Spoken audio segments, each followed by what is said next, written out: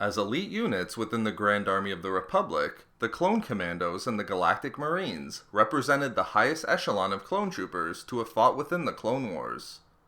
But while these two units were standouts within the Clone Army, they differed considerably from each other in regards to their battle armor, weaponry, and training capabilities, which isn't surprising given that these two elite units were created to carry out different missions. In this video expose, I will compare the Republic's Clone Commandos and Galactic Marines, with a focus on their battle armor, weapons, and how they were trained. Let's start with the Clone Commandos. Also known as Republic Commandos, the Clone Commandos were an elite unit comprising of clone troopers that fought for the Republic in the Clone Wars. The Commandos were conceived shortly after the Kaminoans were commissioned to create the Clone Army, after it was realized that the regular clone trooper could not carry out every special operation that was required, thereby creating the need for an elite military fighting force. To meet the demands of the difficult operations that they would be called upon to perform, the Commandos were trained by a group of 100 elite training sergeants, who were chosen directly by Jango Fett himself. Out of these 100 instructors, 75 were Mandalorian mercenaries. To fill the ranks of the Commandos and initiate their training, the initial recruits were selected from the regular clone trooper batches and then segregated into squads of 4. These 4-man squads would undergo the entirety of their training together and would be pitted against similar squads. Every commando was trained to be proficient in a specialized task, thereby requiring that they undergo specialized training. These tasks, while varying from commando to commando, included skills in sniping, medical, assassination, demolition, and computer slicing. Demonstrating just how tough their training was, with the end goal of creating elite battle-ready warriors, the Commandos trained in exercises that utilized live fire, in an effort to create realistic battle scenarios. Many times, Commandos would die during these exercises, thereby forcing them to rapidly learn and improve upon their skills. In addition to the use of live fire in exercises, Commandos underwent brutal torture training to ensure that they were resistant to interrogation by the enemy.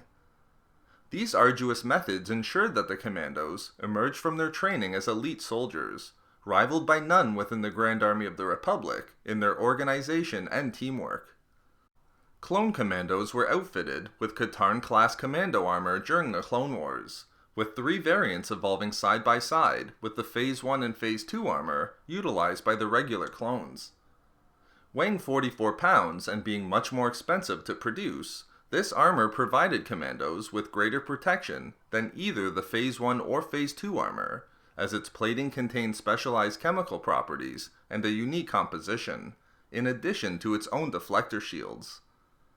Featuring reinforced Duraplast plating, the Katarn-class armor could protect each commando from light grenades and light blaster rounds, and could even offer protection against lightsabers. The design of the armor provided resistance to extreme temperatures, and was fully sealed to allow the commando inside to survive in the vacuum of space for up to 20 minutes.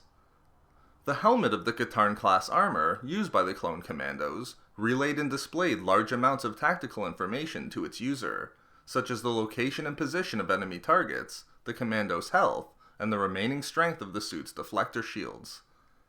The helmet not only contained a highly advanced targeting system to meet the demands of the commando's weaponry, but also included an internal filtration system that could provide oxygen even in toxic environments.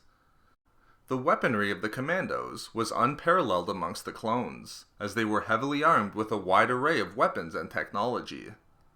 Designed by Blastech Industries, Commandos were equipped with a DC-17M interchangeable weapon system, which was a configurable combat weapon system that combined an arsenal of blasters, sniper rifles, and anti-armor grenade launchers. Highly adaptable, the DC-17M allowed the Commando to successfully carry out multiple combat roles with a weapon designed to meet the challenge.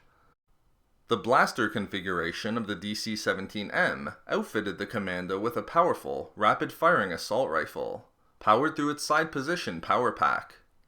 The most common setting of the DC-17M, the blaster provided a maximum of 60 shots before needing to be reloaded, with each commando typically carrying enough ammunition for 300 shots. An attachment allowed the DC-17M to be converted from a blaster into a long-range sniper rifle. The sniper rifle mode contained a sophisticated targeting scope and fired a projectile that was wrapped within blaster energy, providing the commando with the ability to achieve magnification levels of 10 and 20 times magnification. They could achieve 5 shots per magazine before reloading. Finally, another attachment converted the DC-17M into an anti-armor grenade launcher. Detonating on impact, the grenades were highly effective against armored enemy targets. The radius of the blast was also wide enough to make the grenades effective against modest enemy infantry formations.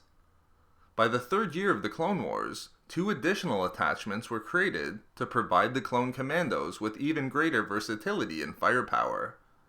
First, a non-lethal pulsed energy projectile laser that was effective for crowd control, and second, a rapid entry breaching grenade designed to forcibly open sealed doors. The Galactic Marines were similar to the Clone Commandos in that they were an elite unit created to fulfill a specialized role that could not be fulfilled by the average clone trooper. Under the leadership of Jedi Master Ki-Adi-Mundi and Clone Marshal Commander Bakara, the training undertaken by the Marines was extremely rigorous, as Bakara demanded high performance and nothing less. The Marines were a particularly versatile unit within the Grand Army of the Republic, as their specialization in both capturing enemy starships and planetary assault required that the unit be trained to fight within a multitude of environments, both in space and on the ground. Marines underwent 3 phases as part of their training. The first phase involved conditioning, to ensure each clone could meet the physical demands of the unit. Unsurprising, given the demands of the weight of their unique synth mesh armor. The second phase involved cross-training in shipboarding, both underwater and in space. Finally, the third phase of the training undertaken by the Galactic Marines was Marksmanship. Each Marine wore a special variant of Phase 2 body armor that had a maroon and white coloration. What differentiates the Marines from the other units of clone troopers was their unique visor gear that consisted of synth mesh. The synth mesh worn by the Marines was comprised of a material that was a combination of steel and plastic. This allowed the synth mesh to be flexible, yet still contain its durability and protective capabilities. The Marines utilized this armor to assist in protecting them from the harsh environments that they found themselves in when carrying out their missions, thereby helping to protect against hazardous elements like ash, sand, snow, and airborne fungus. The Galactic Marines were equipped with a DC-15A blaster rifle, which was one of the standard issue weapons for the clone troopers during the Clone Wars. Manufactured by Blastech Industries, like the DC-17M utilized by the Commandos, the DC-15A provided the Marines with up to 500 shots before reloading was required. However, they were also armed with a Westar M5 blaster rifle, which could be adjusted to fire in 3 modes: automatic, semi-automatic, and burst fire. Further, similar to the DC-17M, the M5 could be rigged with an anti-armor grenade launcher, which was effective against armored enemy targets. The M5 featured an impressive combination of power and accuracy in relation to the DC-15A, as the smaller blaster not only improved upon its accuracy, but also remained just as powerful as the more traditional blaster. So there we have it, the differences and similarities between the Galactic Marines and the Clone Commandos, in terms of their battle armor, weaponry, and training. We love making these videos, so why not subscribe for more fun Star Wars theories and discussions? Also, if you enjoyed the video, think about giving a like or leaving a comment. If not for me, for Clone Commando Gregor.